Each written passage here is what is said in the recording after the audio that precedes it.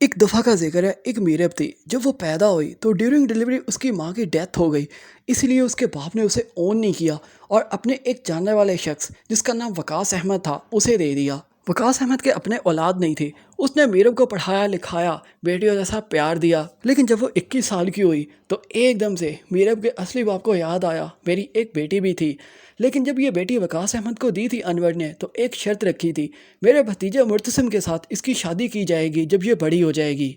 अब होना तो ये चाहिए था, अनवर और हवेली वाले चुपचाप वकास अहमद के पास जाते और इस तरह से प्रिटेंड करते मीरब के सामने कि हम इसका रिश्ता लेकर आए हैं, और मीरब का बाप यानी वकास अहमद जिसने उसे अडॉप्ट किया था रिश्ते के लिए हाँ कह देता और अपनी बेटी मीरब को कन्विंस करता कि तुम्हारे बाप की इज्जत इसी में है, क्योंकि उसने हाँ कर दिया, वो कभी तुम्हारा बुरा नहीं जा सकता। लेकिन ऐसा नहीं किया जाता, बल्कि हवेली वाले ज़बरदस्ती मीरब को अपने साथ ले आते हैं, जिस पर वकास अहमद भी कुछ नहीं कहता, क्योंकि वो जानता है रियलिटी के अंदर मीरब बेटी तो अनवर की ही है और उसकी ही रहेगी।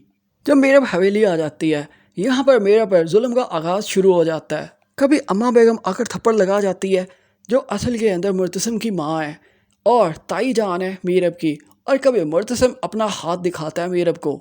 मीरब को यहाँ पर मजबूर किया जाता है वो मुर्तसिम के साथ शादी के लिए हाँ कर दे। लेकिन हवेली के अंदर एक और लड़की भी मौजूद है हया के नाम से।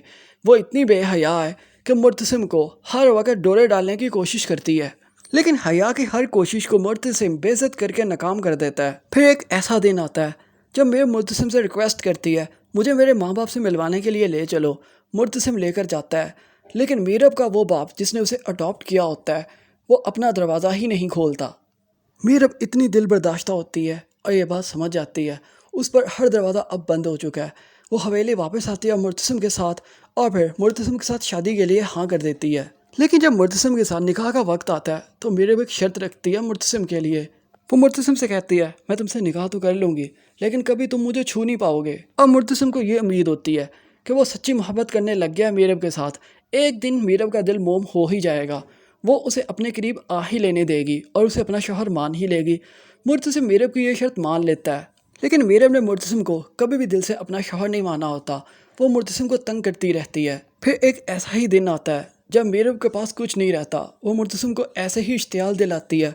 मुर्तसिम गुस्से में आता है, उसे कमरे में ले जाता है, और जब मीरब कमरे से बाहर आती है तो वो अपना बहुत कुछ खो चुकी होती है।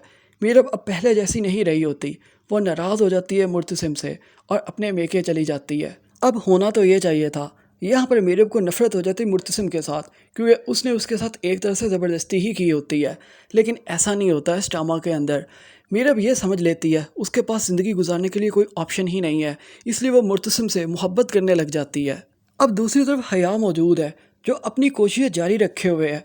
वो अभी भी मुर्तसिम को चाहती है, अभी भी चाहती है मीरब और मुर्तसिम को अलग कर दे और मुर्तसिम के साथ शादी कर ले। हया मुर्तसिम के लिए इतनी पागल होती है, वो हर जायज़ और नाजायज़ ज़रिया अख्तियार करती है मुर्तसिम को पाने का, यहाँ तक कि तवीज़ भी करवाती है मुर्तसिम के ऊपर।